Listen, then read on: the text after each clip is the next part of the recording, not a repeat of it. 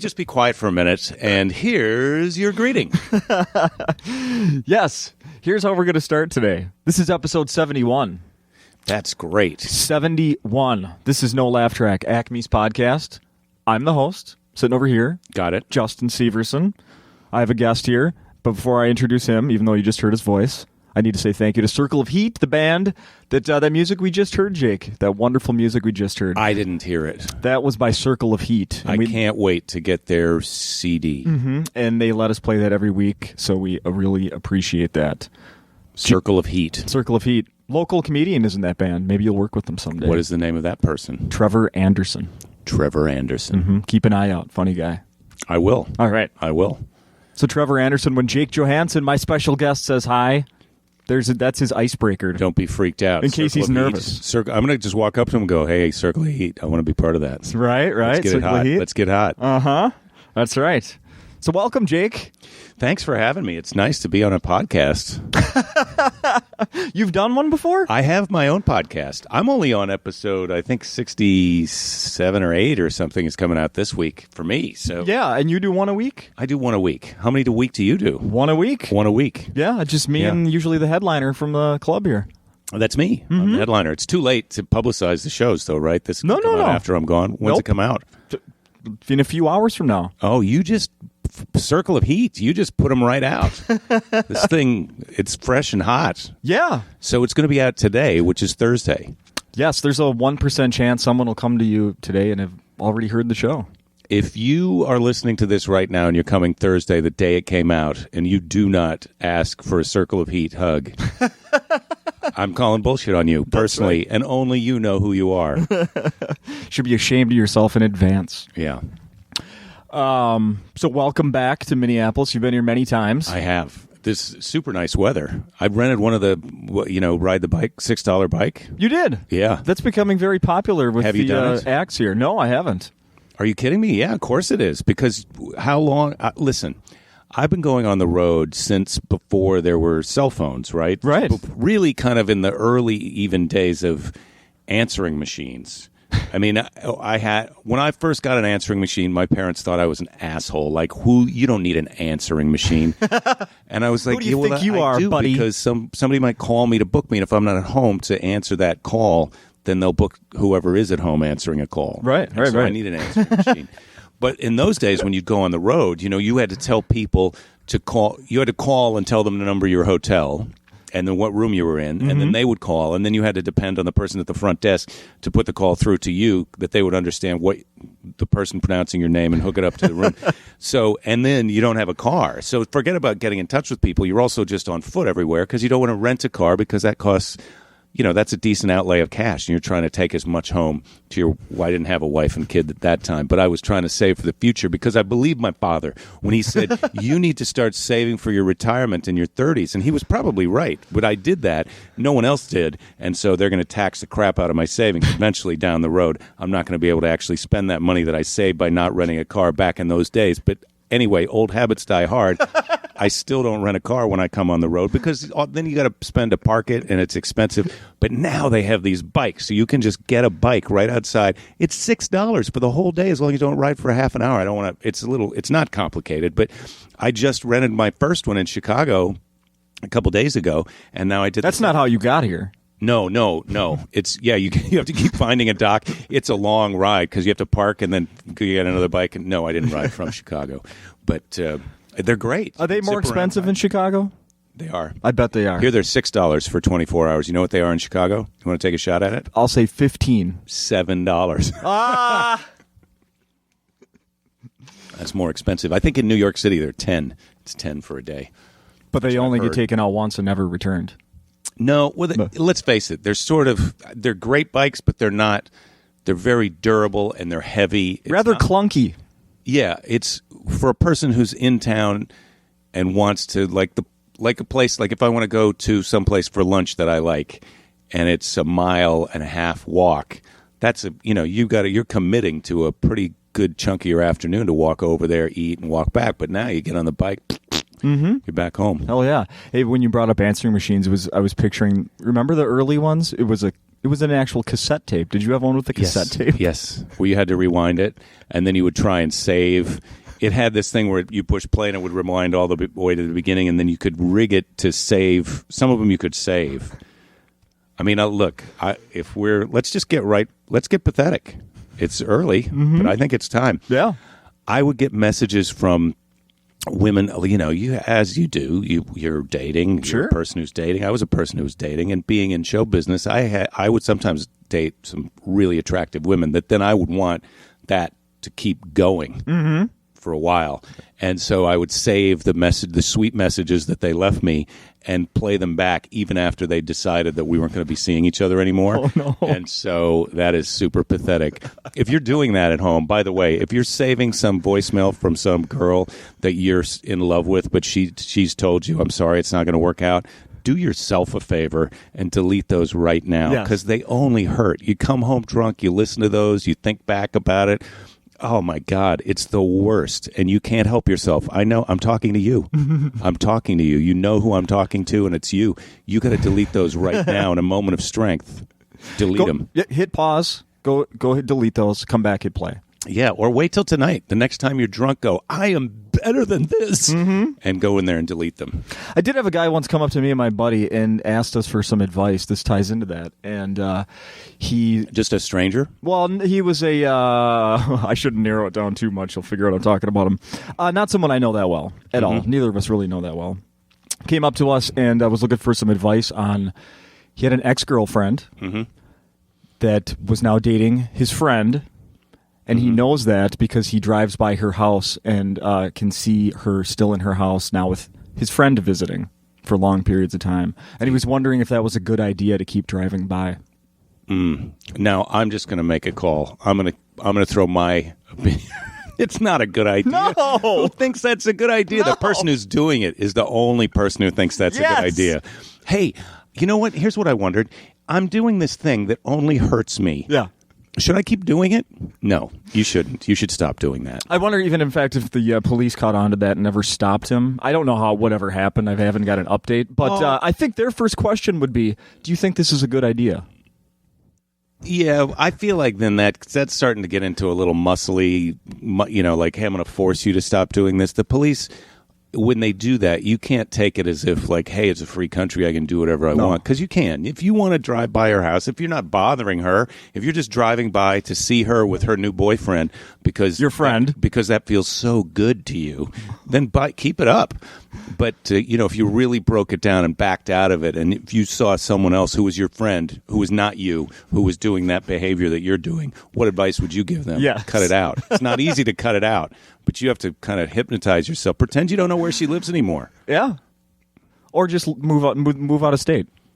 Find a new girl. Have sex with a new person. That's usually the best advice when you're in that brokenhearted situation. That will make you forget. Maybe not the best advice right away. You need to be sad for a little while.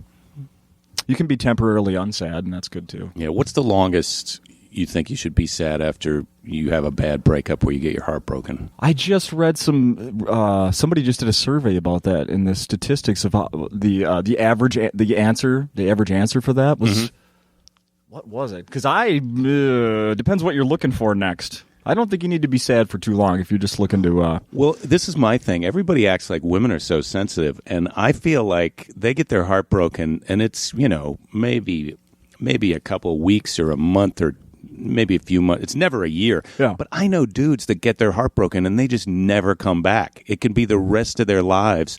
Maybe not the rest, but 10 years or more that they're pining away for that other person. And then finally they marry somebody new, but they still kind of wish that it had been the one that hurt them. Oh, don't.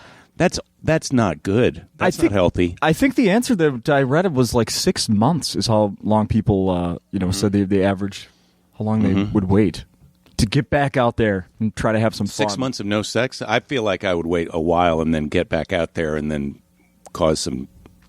You can make a mess. Not anymore now. Now young people are just having sex. They're just hooking up. They don't really even care. It's not like this precious thing. Not like it used to be. The precious thing.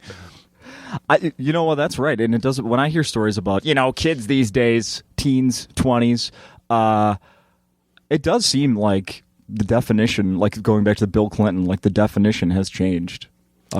Of the sex thing. Well, it's just not as big of a deal to some people, but then it can be a big deal. There's no question that I feel like human beings are still wired the same. I mean, they didn't change the way your brain and your genitals hook together. And so the problem is, if you start sleeping with somebody on a regular basis, you're going to start to have feelings for them, and then that can be confusing if your original assessment of them is just like, this is just a sex thing. Then all at once you start having feelings for them because that's how your brain is designed to work. Then you marry them, and then now you're in a long-term relationship with someone who you thought was just for sex. That's going to cause problems down the road, so you need to think. I think you kind of have to. There were some good things about the old school way of getting to know someone first, because once sex is involved, you just can't think right. I think that's as much or more for men as it is for women. Once some lady is you're giving it up and you're having sex with her, you start to feel really attached to her because she's a source of something that you are super fond of. Super fond of. Which is orgasms. That's a person, you're really grateful to a person who's doing that for you. I've said thank you right after. Yeah. It's a little creepy, but it's better probably to think it than to say it. I've said it. Yeah, no, it's good. It's good if you're with the right person. It can be a little thank you can be a thing like, okay, we'll leave the money on the dresser and get out. Right. I've never had that. There's no money has never changed hands, and I'm thinking back. I don't remember ever hearing a "you're welcome," so I guess it is creepy. No, well, I mean, a lot of times you want it to be a high five situation. High five. Where, thank you, no, thank you. That's how you really want it to wind up. That's right. 2 thank yous. Yeah.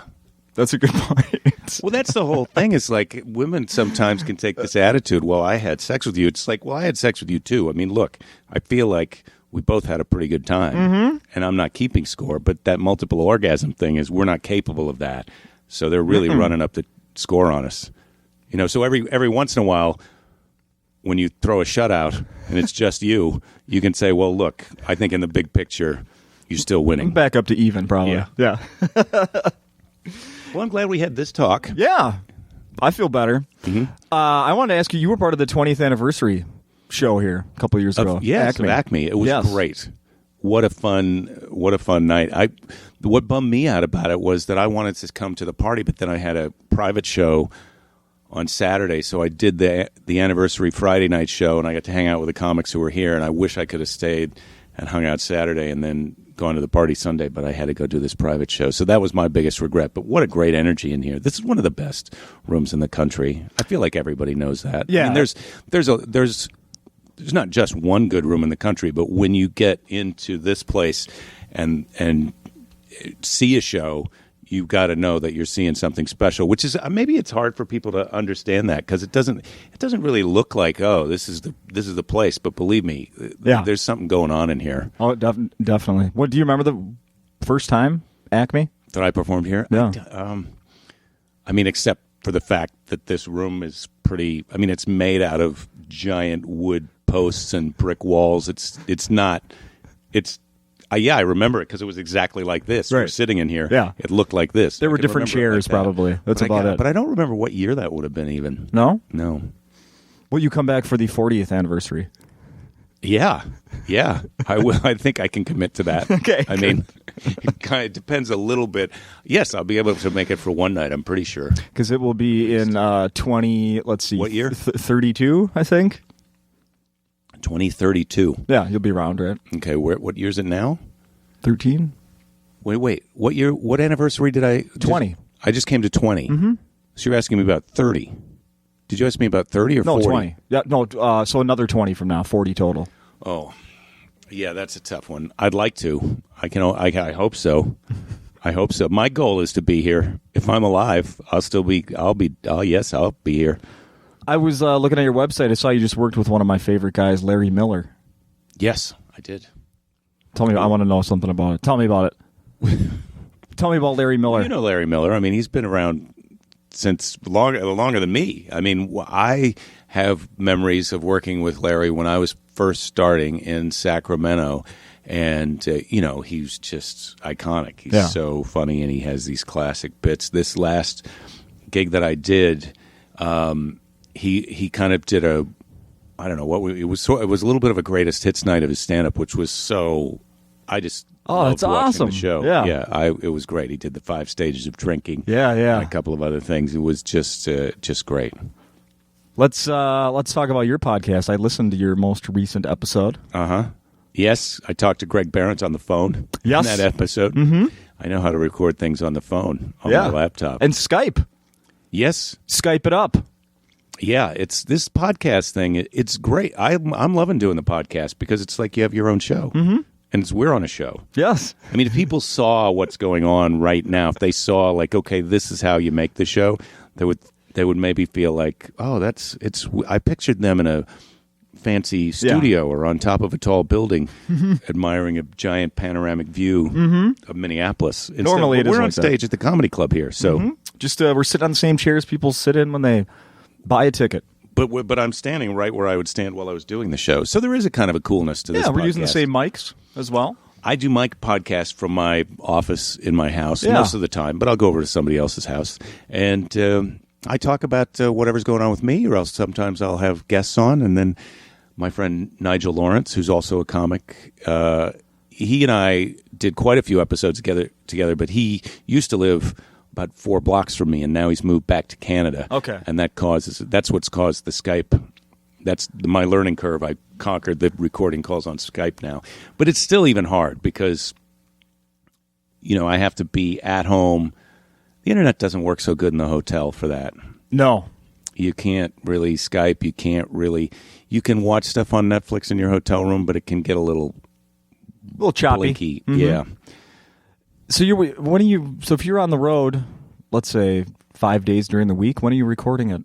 You getting them all in on Mondays, or what are you doing? How are you getting this done? Well, I try and do. Well, I'm not on the road every week, but last week's episode, I left town on Saturday, so I talked to Greg on the phone on Friday, and I did a Skype with Nigel the day before. So it kind of worked out weird time-wise because I had recorded part of the podcast before I realized that Greg was not actually coming over. Anyway, but that's part of the podcast is you get to see how they make the sausage. And then so I recorded those conversations before I went to Chicago, and then I was in a hotel on Monday, and I recorded the opening and edited it all together, and then posted it on Monday night because it comes out on Tuesday. So every once in a while I got to do it like that. I went to New Zealand and I did some episodes where I pre-recorded them and edited them, and then you can put them up there and have them publish in the future. Oh, sure. So you can post it today, but say don't have it go live where people can listen to it for a week. Oh, okay. You're the second. This is the second week in a row. Like last week, Dana Gould was here, and of course, he does a show as well. You guys do some serious editing on these shows. Like there's he does quite a bit more editing than I do. But you think so? But I do a little bit of editing. Yeah. I like that. And you're doing it yourself? I don't think he's doing his own editing. I'm not trying to call him out, but I'm pretty sure that Dana's got a helper, and I'm jealous of him for that because it would be nice to have a helper. But then also, one of my problems is I'm a little bit of a control. I like to do it, and I can get frustrated sometimes if I have to explain it to someone else and then they have to redo it. Then I feel guilty about that. So I just learned how. That's a Midwestern thing. I was just going to say that.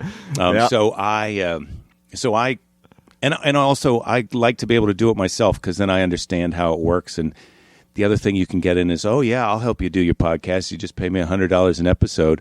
And you think, well, that sounds kind of high, but I don't know how to do it, so maybe I'll pay. And then now that I know how it works, it's like there's no way I'm paying you that. Right. But then Greg Fitzsimmons was telling me, you can pay somebody just $20 an episode. And I feel like, well, now you're sort of ripping that guy off a little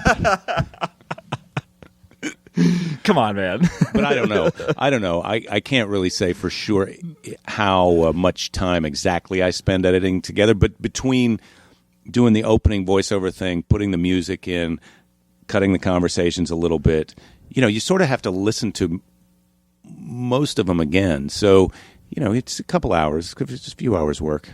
It's dedication. It's anal retentive behavior. You have a mental. What's that? Said you have a mental issue, but maybe that's. I do. I've got a lot of problems, but that's what's led me here to this point. Damn right. Of being a successful comedian who's talking on stage during the day for a thing on the internet. I couldn't resist. I have a podcast. You have a podcast. Will you do my podcast? Yes, I will. I will do your podcast. Hell yeah. We're doing it. I heard you mentioned, or I actually saw it on your website as well. You're doing a fundraiser for your kids' school. Is that something that's common in celebs? Like, hey, how does that happen? I picture like people at the school, like, hey, we've got some famous parents here that we could bring in and take advantage of. Well, they sort of don't really do that, but they sort of. Here's the problem. Okay, I'm going to back up. I'm going to answer all these questions, but I'm going to start off. I'm going to mention Greg Fitzsimmons again because I'm friends with him, and he lives in my neighborhood, and he put on some benefits for his school that he recruited me for. Oh, okay. So then I knew this is a thing that you can do. And so when my daughter started the school that she's in now, they have their other fundraisers, and they're always, when you look at the math of, like, they do some things that are just ridiculous to raise funds. Like, they'll have people donate. They'll say, hey, go to a store, get them to donate a $50 gift certificate, and then we'll have a silent auction where we'll sell it for $40. And it's just like, well, that's really the store just giving you $50. That's a good point. You could have just asked them to give you the thing, and we would have gotten $50 instead of $40. Yeah, that's a good point. And so when I kind of worked out the math, but then you got to keep your mouth shut in a situation like that, or you're going to be in charge of the fundraiser. And so that's what happened. Is I had said we could do a comedy night, and when my daughter was in kindergarten, no one really listened to me, and they didn't really think that I was famous. And then once you've been in there a while, and a few people see you on Letterman, then they realize, oh, this guy really is a successful comedian, because they think I'm just the guy wearing the weird toe shoes dropping my daughter off at school. Right. And then they say we should do a comedy show, and then you've got to calm them down, because they're like, we're going to rent this giant 1,500-seat theater, and we're going to sell it out. And I said, look, it's not as easy to sell. If I could do that, I would already be doing that. And you guys wouldn't be part of it. So we just put together a little small show. Greg Fitzsimmons backed out because he had to go to New York because he's producing another TV. He had a good excuse. I accepted his note from his parent. But Derek Hughes from here is going to be in the comedy show. I know Derek, yeah. And Laurie Kilmartin is going to be in the comedy show. Awesome. And also Greg Barrett. I tapped him, and he agreed to be in the show. So, and Owen Smith, another great comic. And so I just got these friends to do it. We're each going to do 20 minutes. It's in a little theater in Santa Monica. I think it's only about 150 seats, and it's going to be a really fun night.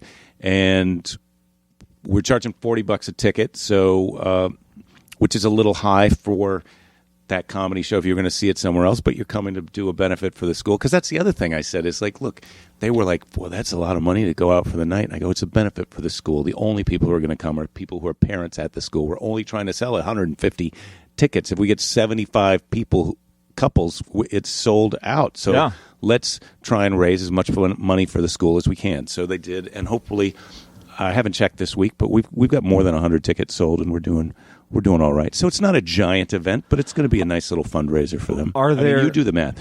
40 times 100. You add 2 zeros after that 40. Yeah.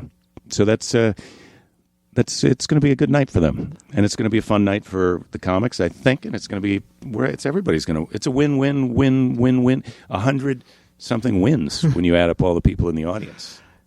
And not to mention the babysitters are going to be profiting that night. Yeah, we'd like to get a little piece of that babysitter action for the school too, but I haven't figured out. Maybe we should say to the babysitters, look, can you give us back half of your pay to benefit the school? Yeah. Well, tie it in. You can tie it all in. That's awesome. So you brought up the Midwestern values. You're from Iowa.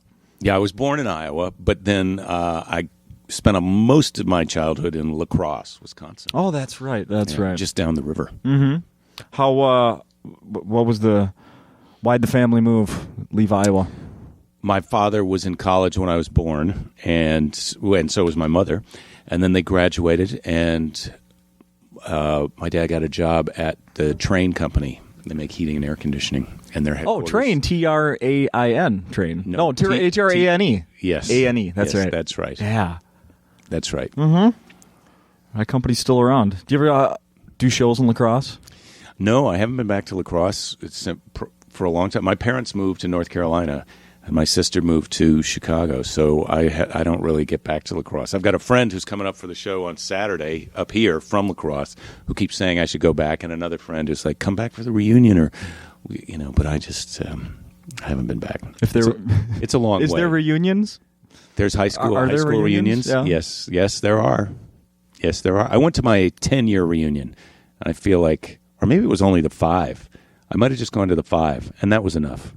I mean, it would be fun to go back, I suppose. I'm going to call out everyone that graduated with me, high school. This year would be 20 years for me. You know how many reunions we've had? No. 0. Wow. No 5, no 10, no 20.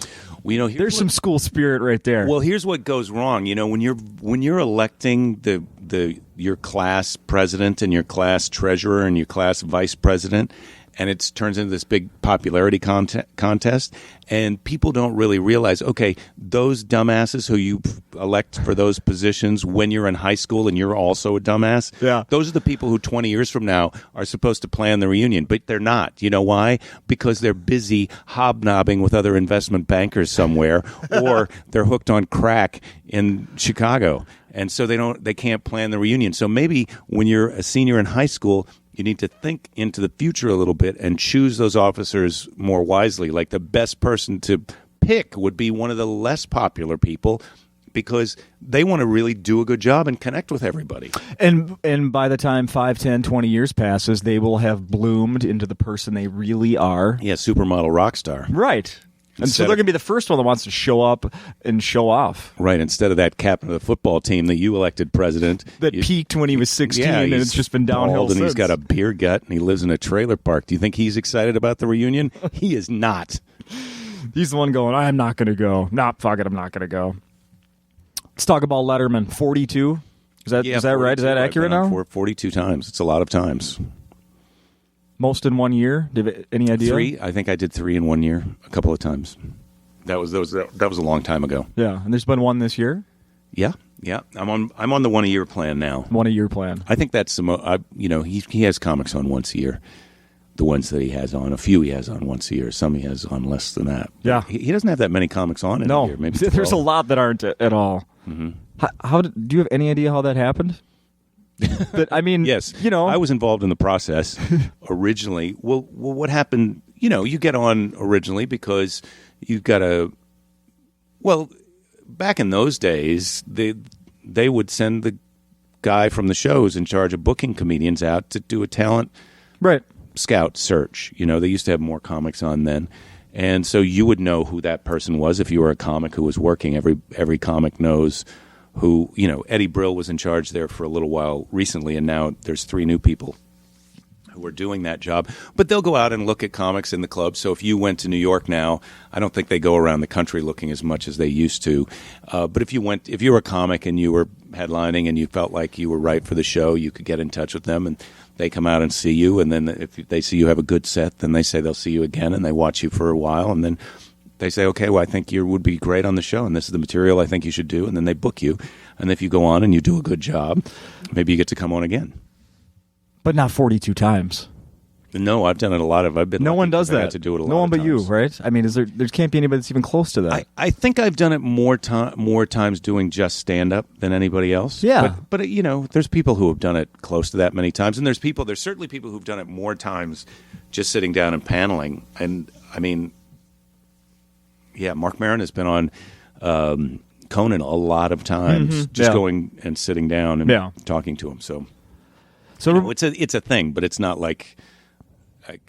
I'm really proud of it, and it's one of the most important kind of associations to me personally in my career. But I wouldn't go around and say, look, what the reason you should come to the show is not because I did that. It's because when you come and sit in this room, it's a fun show. Yeah. And you'll have a good time. And you just happen to may have seen you on Letterman, one of the 42 maybe you saw me on times. that. If that's important to you. Have you ever gone back and make sure you don't wear the same clothes? That used to be a little more of an issue with me in the beginning, and I feel like now now that it's once a year and my wardrobe budget is, you just pick the outfit that you've gotten since the last time you were on. That's the thing. Or sometimes now I'll just say, look, I have to go get a new shirt for this, and then I'm sure I haven't worn that shirt before. I like excuses because I'm kind of cheap with buying clothes, so I like when an excuse comes up, like, well, I am going to need to buy a shirt for this event. I have to buy a shirt. Yeah. Exactly. What's changed over there at Letterman over the years? Well, when I went on, it was over at NBC, where they now used to do Conan, and now they do the Jimmy Fallon show. Right, That's where he was at the beginning. Right. So he's gone from there to the Ed Sullivan Theater and to the earlier time slot. Other than that, though, and it's when you show up, everything's runs the same. The band has gotten bigger and more awesome, and I mean, it just seems like it's just gotten bigger and more fabulous over the years. Yeah. When I go back and watch some of the video of the early appearances now, it's funny how the timing of comedy has changed. Like, everything has gotten more condensed and faster paced and laughs per minute. And, some of the jokes that I did in the early days were a little bit weird, and now they seem kind of sweet. And they don't seem as, at the time, it was hip. I was a hipster. But now when you go back and watch it, it kind of looks like that guy's just he's a weirdo. Dave liked it, apparently. You live in the time that you're in, and that's I'm operating in this time now. Who knows? I think I'm still a hipster now, but wait till 15 years ago, and then you watch the video of my last special, and you may think, oh, this doesn't hold up as much, or it seems of the time. We're always kind of going to be of the time. You can't help that. You're not wearing one now, but is it true that you invented the soul patch? Well, this is a soul patch, but it's surrounded by a beard. I didn't really invent it, but I did. I was one of the early, like, I'm going with it. I mean, I got my ear pierced when I first moved to California before I moved. So I got my ear pierced in 1981. And that was that was before professional athletes had their ears pierced. Oh, for sure. And people didn't really, it wasn't like everybody had a tattoo. You probably got accused of being gay because you had an earring. Oh, yeah. Oh, yeah. Well, San Francisco is the type of place where people want to just take a shot. There's like, I was young and I was young. I looked like a young boy with a pierced ear. And so there was a lot of, no, I'm not, I appreciate, thank you, I'm flattered, but I'm not interested. Just like jewelry. Yeah. That's all. Yeah. And I got my ear pierced with another friend of mine who then came out of the closet. Oh. And so we didn't know which ear was the ear that you're supposed to get pierced if you were not gay. Right. But we both got the same ear pierced, and it turns out the right ear was the wrong ear, but that's the ear that I got. We each got our right ears pierced. Oh, no. Because we didn't know. We thought that, and I think even he at that time we were trying to get the ear that you get pierced if you're a straight guy pierced. Yeah. But it didn't really, it was just like, come on. Really? Do I have to have sex with a man now because I got the wrong ear pierced? So you can confirm it didn't change your brain chemistry or anything, having it in your right versus left. No, it didn't. Okay, good. Halloween's coming up. Yeah. Got big plans? Do you go out with the kid? Yeah. Well, how old is she now? Does she still go out? She's 9, so it's still trick or treat time. Yeah. She's excited to dress up. Will you be in town? I mean, the best years. Well, some great years are those 3, 4, 5. Yeah, my kids are 5 and 7. So yeah, they just love it. I mean, the idea that it's just. I remember when my daughter realized, like, are you kidding me? We go out with a bag and they fill it up with candy. Yeah. Are you? You've got to be kidding me. It's like the greatest holiday when you've got a little kid. I mean, now it's been sort of co-opted by grown-ups. And, I mean, the gay guys are kind of the Marines, the gentrification squad of urban renewal, and also Halloween. They were just like, hey, Halloween could be for grown-ups. We're going to all dress up. Yeah. And let's all play dress up.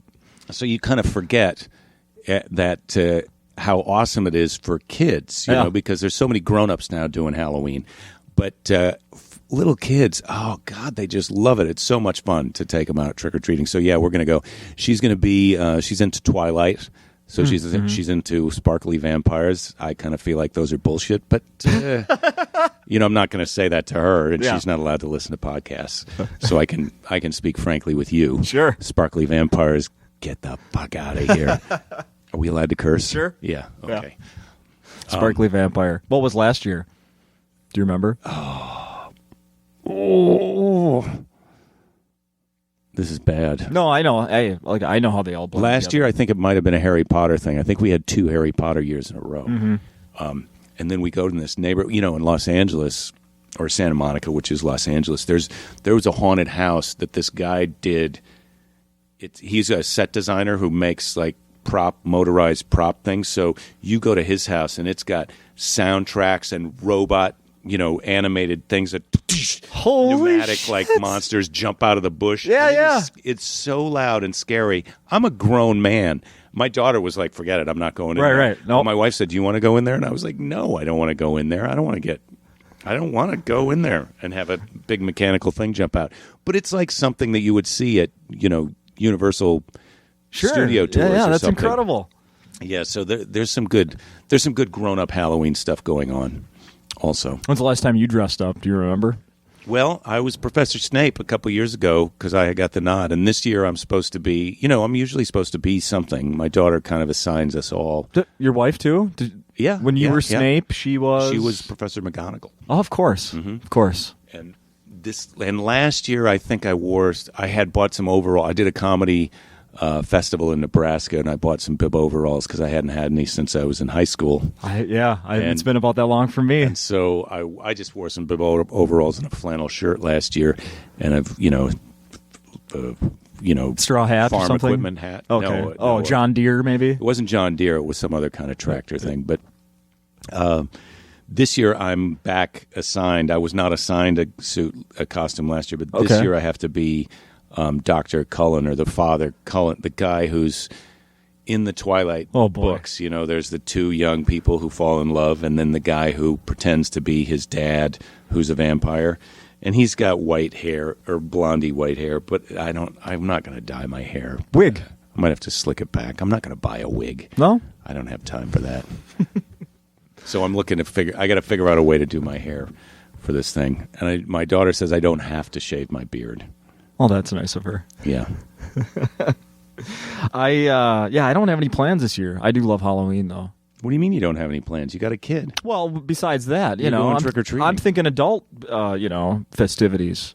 What are you talking about? You go trick-or-treating with your kid. You come home. She splits up the candy. She's out of her mind. It takes you about an hour to put her to bed because she's sugar-jacked.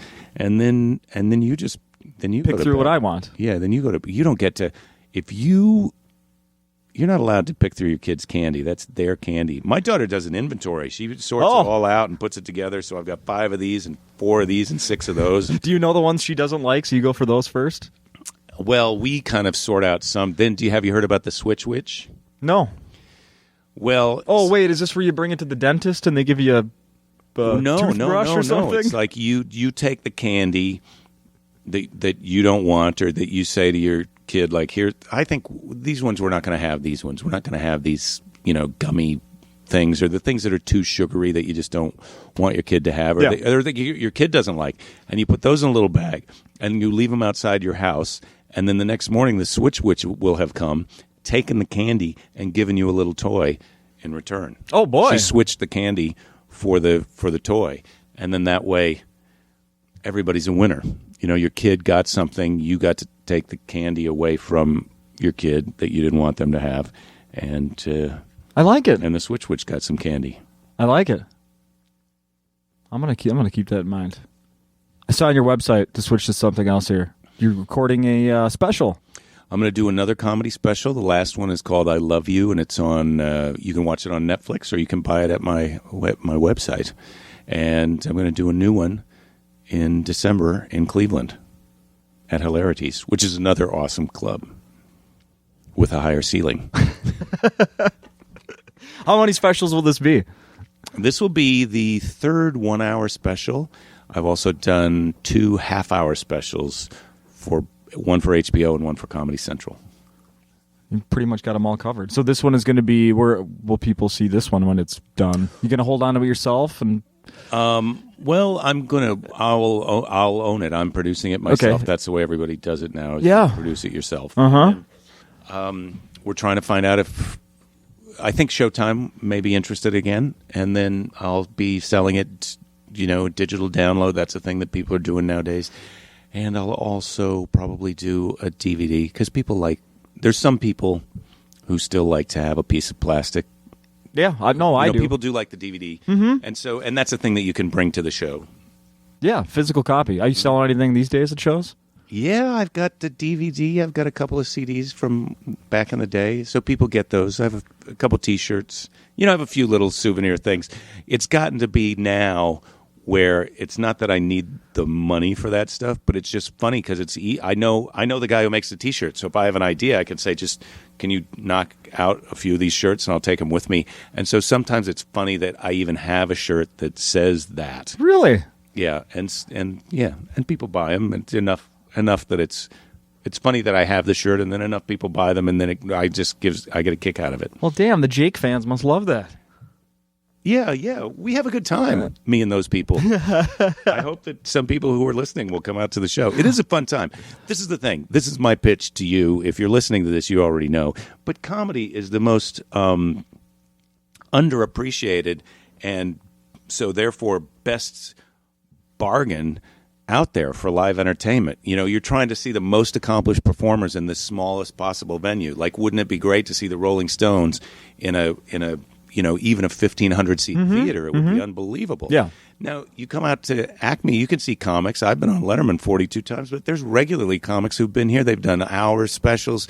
They've been on Letterman. Dave Gould, who was here last week, was a writer for The Simpsons. Yeah. You're getting to see them in this small room. It's really a great time, and it's a fun night. People watch it on TV and they think, oh, I really like this, but I don't need to go because I watched it on TV. But it's a whole different experience to be in the room and have that show happen to you personally than it is to watch it on TV. Yeah, for people that aren't, and I mean, really, if you're seeing a show, on television, you could do that same material here tonight that you did on your last special, but it's going to be slightly different. There's the crowd reaction. There's probably going to be, I'm sure there's an edit or two in the DVD release. But I'm more talking about just the different experience. When you watch a comedy special on TV, you're sort of watching another audience watch the show. It feels like you're watching it, but really the comedian is not feeding off of anything that you're doing. But if you're in the room, you're laughing, he's reacting, and it's a personal connection that you have. It's not. Here's how I describe it.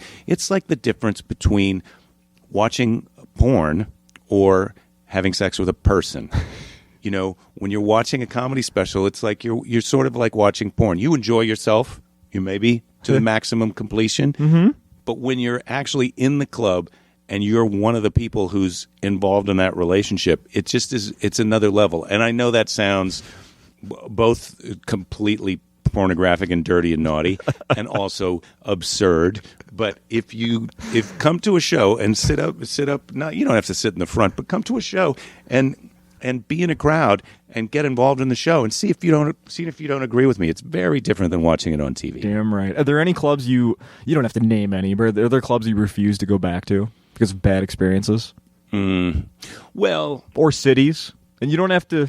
There's places. Do you have an example without saying? That's fine. There's places that you go sometimes where it's just not as pleasant as other places, and so it's like I look at my schedule for the year as like a baseball team. I'm trying to put the best team on the field. I've got 20 to 24 weeks of work. I only like to work 2 weekends a month on the road because I have a family, and so I got 20. Let's say it's 22 spots a year that I want to fill. And so I always want to come to Acme because it's an all-star. It's an all-star. You've got your Acmes, you got your Comedy Works in Denver, you got your Punchline in San Francisco, the DC Improv. Those are all-star players in your comedy team. Right. And so you want to book those. And then as you get down to your 2022 spots, you've got some where I'll try that this year and I'll see how it goes. Maybe I'll go back next year, or maybe it's going to be 2-3 years since the next time I go. And so there are definitely the clubs that are down there that you do them every few years, or maybe, I did that, I'm not going to go back to, I mean, I had a good time in Chattanooga, but it wasn't the best match of me and the audience. I think as you get more successful and you can go to a place like Chattanooga, which is very different than Minneapolis, and attract the people who are interested in you, like you have enough fan awareness that they show up for the show, that could be that same club could be a whole different awesome experience if you pull the people out to the club who are into you, who live in that place. So, Is there a club in Iowa that you work? I had worked at the club in Des Moines for a while, and then she didn't want to make the same deal that I made that I worked for the last time I was there. Oh. The guy who owned the place passed away, Paul, and he was just a sweet guy. Yeah. And his wife is running it now, and we just couldn't come to the right deal to go back. But I really enjoyed Des Moines, and I would love a chance to go. I did a festival there, I think 2 years ago. And I saw that.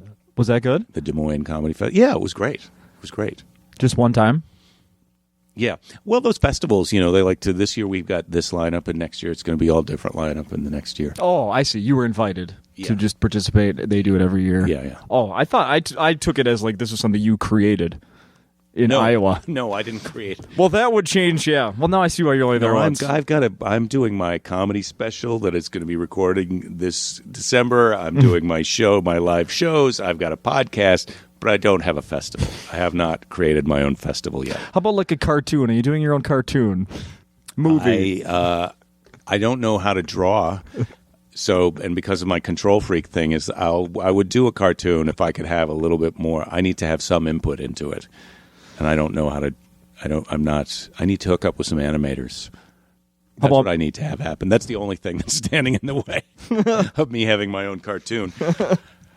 Is I need to hook up with some animators. Comic book. I think a good way to start off would be a comic book. So if you're into comic book, if you know how to make me into a comic book, then let's talk. Please email me at my email address, jake@jakethis.com. And it's the Jake This of Jake Johannsen podcast. I can't believe I haven't said that sooner. You'll put that into the beginning thing, right? We'll put that right at the beginning. Yeah, there you go. Mm-hmm. Everyone knows Jake We don't This. have time to do all of that. This thing has got to be put on the internet in a half hour. That's right.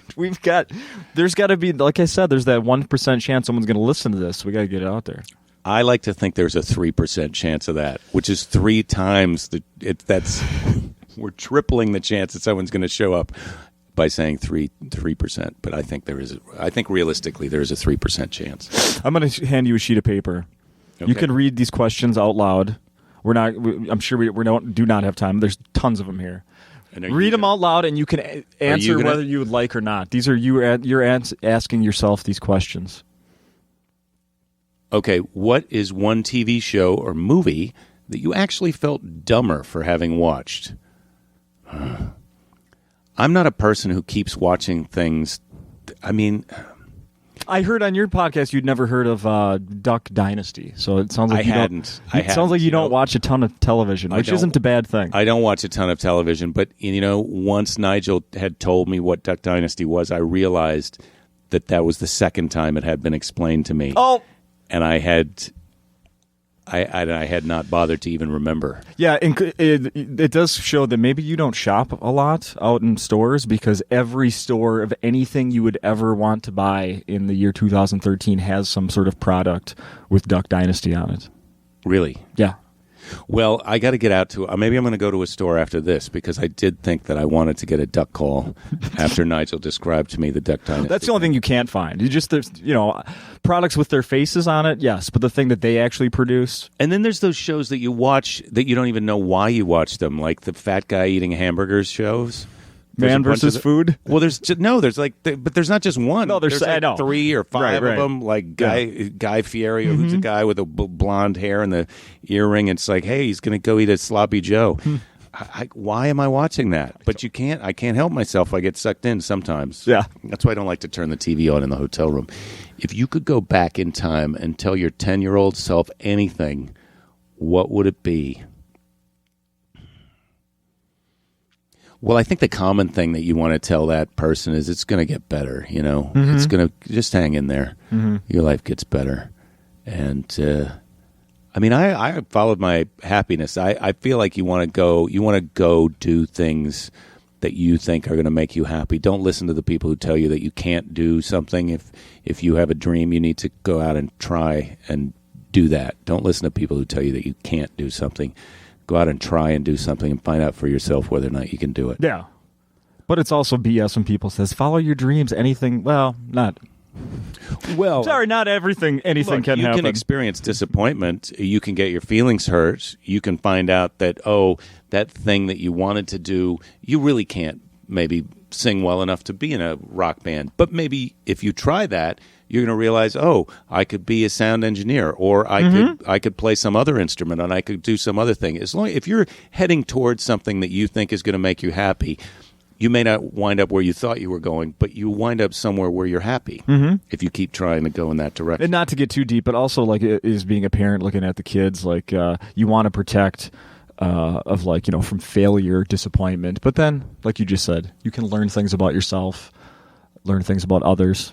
Maybe get something new interest. I feel like as adults, we've got a different idea of what failure is than with children. I mean, sometimes our daughter wanted to sing this song at the talent show last year. She wanted to sing Skyfall. Oh, Adele. Yeah. Wow. And we were worried that she wouldn't be able to do it or that it would be embarrassing to her. Oh, wow. But she was like, no, I want to do it. And so she watched the videos, and we got a karaoke track of it without the singing on it. Yeah. And she practiced, and she did it. And it was pretty good, and I was really proud of her. I mean, eventually it was like her mother and I just had to get out of her way because she was going to do it. And it was really awesome. And I think a lot of the other parents and some of the kids were like, holy cow, she went for it. That's awesome. She went for it. And so I kind of feel like you might watch that and think, it wasn't. I mean, she's not Adele, but she's only 8 years old. Yeah. So our idea of what failing is not something that's the same as what kids' idea of what failing is, and so you kind of let them live on their terms, and let everybody live on their own terms. It's like, look, it's not so terrible if it doesn't go the way that you expected. You just go out and you try it, and then if it didn't go how you wanted it to go, you can try a different thing next time. I wouldn't. It's not the end of the world. Mm-mm. Anyway, no, sir.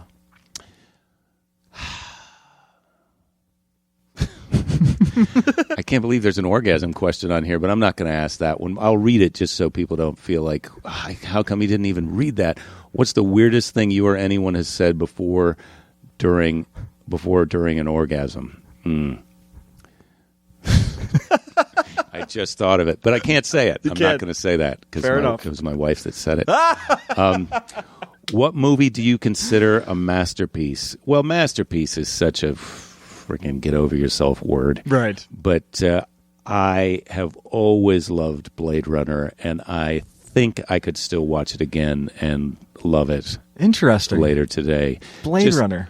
Well, there's just something. He's a tough guy, and there's robots and the way the story unfolds, and then he's in love, and Sean Young is unbelievably beautiful. Yes. And also, what's her name? Daryl Hannah is jumping around with that crazy makeup. That's right. I mean, what's your best dick joke? I can't really. I don't know about that one. Yeah. Maybe something will come to me. There's got to be some dirty joke that I can remember. If you had to spend the rest of your life with the first person you had sex with, what do you think your life would look like now? The weird thing is I am still in touch with that person, and I saw her a little while ago, and she's very nice. I don't know what my life would be like, but... What's her life like? Did you get a glimpse? Her life is okay. Turned out well? Her life is okay. Yeah, it's not... I mean, it's different. I felt like at that point in my life, I was in love with her, and I would have signed that deal in a second. I don't know if I would still be under that contract now. Right. I think one of us would have ended up releasing the other person. I mean, she released me before I even got to show her the contract. So I think that just tells you right there. Look, I was ready. I wanted to sign that deal. Yeah. I had that. Yeah. I had that offer on the table, and it was a no-go. Put me in, coach. Yep. So the fact that she was wise enough to say no at the time probably indicates that we would have eventually wound up there. Probably. If she had gone for it. What's a phrase that you never want to hear? It's one of those, like, you can't do that. That you can't do this or you can't do that. I mean, my wife would tell me, well, everybody else says this or everybody else does that or everybody thinks that you can't, that won't work. And I feel like, look, I got off the bus of what everybody else says a long time ago. Yeah. I decided to drop out of college and become a stand-up comedian. It all worked out for me. And I like to think that, I didn't wind up exactly where I thought I was going to be because I thought I was going to be Robin Williams and have a giant hit TV show and then a giant movie career. Mm-hmm. And I've gotten to do those things, but that hasn't been what I've done. I've been a performing live performance comedian.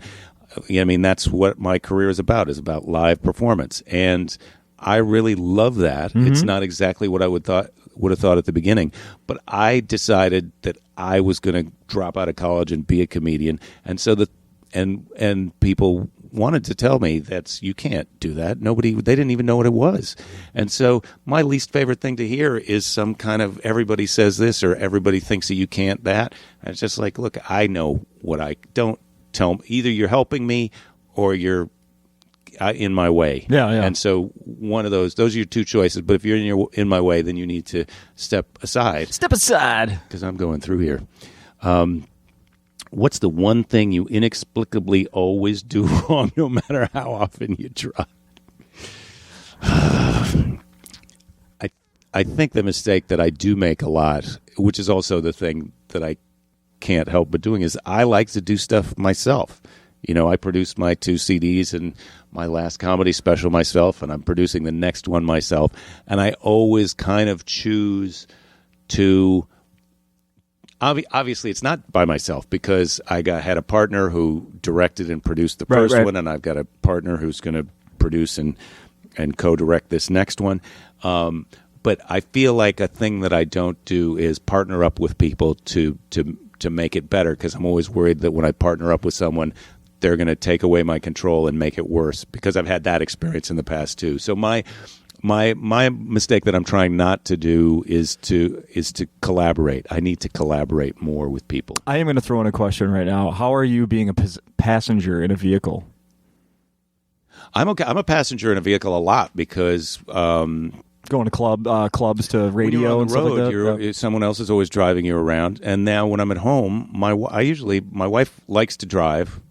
I married someone who is also a control person, and she likes to drive. And so she drives. I'm pretty good. I do have to constantly remind myself, which I think is a good advice to passengers, is the driver's the driver. I've said that to her when she wants to interject with me about you should go this way or you should go that way or you should go, why are you doing this? I'd just say, look, if you'd like to drive, I would be happy to get out. But if I'm driving, I only want you to insert if you feel like there's you're really helping. Right.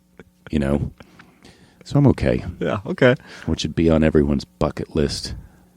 I think it's got to be some travel thing. I really think you need to go.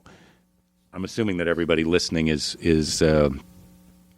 or most people listening are American citizens, and I really think you need to get a passport, go outside the country. There's a lot of great places that you can go visit, and I think America is a really terrific country, but I think that you can understand that, even if your mind doesn't change about that, you can understand that better just by going somewhere else and seeing, look, this is how they run things here. It doesn't always have to be the way things are in the U.S. So I think that's it. I'm still waiting for my turn to be the traveler. Really? Yeah, I've been to Mexico, but that's like, party, fiesta. Other than that, I've never been, like the state you live in, I've never been to. Well, Mexico is a little bit, there's also dangerous. If you go to Mexico and you just go to a resort and you're inside that little cocoon the whole time, that's one thing. But if you go into the town where the people who live there are, you can experience a little more if you're in a foreign. Mexico it's a foreign country. That is a different place. My wife is from New Zealand. So that's New Zealand, Ireland. Those are places that you can go and you'll just have the people are sweet. They generally like Americans. The food is all right, and you'll have a great time. It won't be scary, but you'll be in another country. Those are great. Look, Canada. Go to Canada. Just go up there. It's different enough that you feel like you're in another place. Canada feels like visiting a little bit of an alternate universe of the U.S. Mm-hmm. There were some people who drove down from Winnipeg at the show last night. Holy cow. Yeah, I know. I was so flattered. Canadians. Go figure. Most expensive thing you accidentally destroyed. Riding lawnmower. Oh, really? Yeah. How? My father... I was in charge of mowing the lawn when I was a kid, teenager. Yeah. And he didn't tell me that you have to check the oil. And so I drove it till it was dry and it just locked it up. Oh, no. Yeah. If you want to see some physical comedy, watch a 300-pound, 6'4" man try and pull start a lawnmower that is locked up. I mean, you can't pull it, right? Because the engine is fused together. But he was standing on the side trying to pull that thing, and the mower is rocking up on two wheels. And before he figured out, like, you didn't what try to stop him. I didn't know what had happened. Okay. I didn't know what had happened. I didn't know. I mean, he said, "Look, it's my fault." He said, "Look, it's my fault because I never told you that you had to check the oil." My dad can be super awesome. What an understanding guy. Wow. He is not. No. He is not that guy. But he has had moments in my life. My father has had moments of greatness, and that was one of them. I guess. Yeah. Wow. Have you ever been robbed? And if so, what was the outcome? Not robbed like a face-to-face robbery. No. I've had stuff. I had a calculator stolen out of my locker when I was in high school. Back when they were $100. Yeah, that was expensive. And the way I found out I didn't know what happened to it. I thought it fell out of my backpack or something. Mm-hmm. And then I bought a new one and I put it in there. And then when I came back to get it, it was gone. And I was like, oh, I see. That's how I lost the first one and this one, is somebody has the combination to my locker. Mm-hmm. Mm-hmm. It's a song that I never get tired of. Go At Last, Etta James, At Last. Oh, yeah. Beyonce does a pretty awesome version of At Last, too. But Etta James, At Last, forget about it. Nice. That's a good choice. What's a skill everyone should have after finishing college and becoming adults? Well, you can't go wrong with waiting tables and bartending. You really can't. Yeah. Did you have your shot at each of those jobs? Yeah, those were the skills.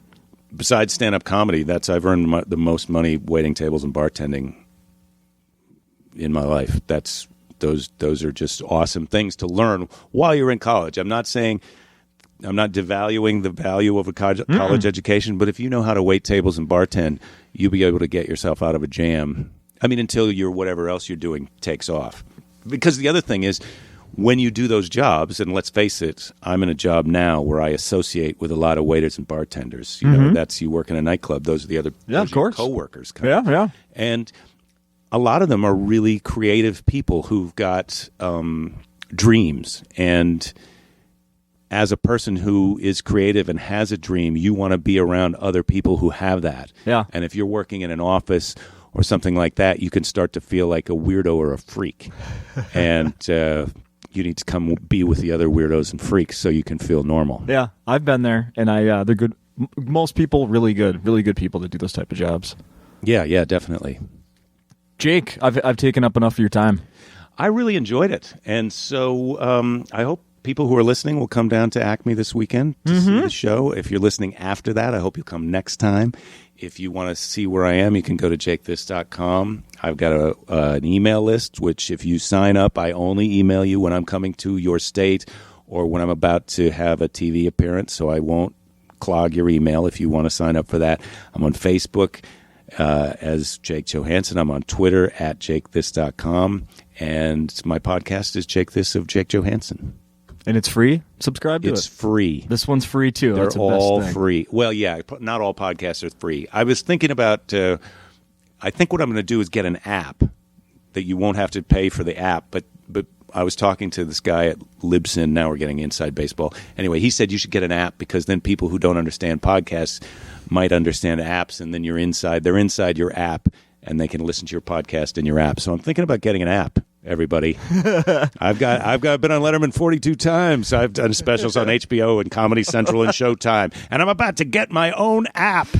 Just realize, Jake, you may have to get some help with that. You might not be able to develop that yourself. My understanding is that I can sign up for it, and my credit card will be charged, and I can almost do it myself. Jesus. I may need a little graphic design help, but all right, fair enough. I can tell you how to do some things if you want. Apparently. Thank you. Jake, you. this is fun. Was fun. All right. See you next time. Let's go eat. That's a great idea.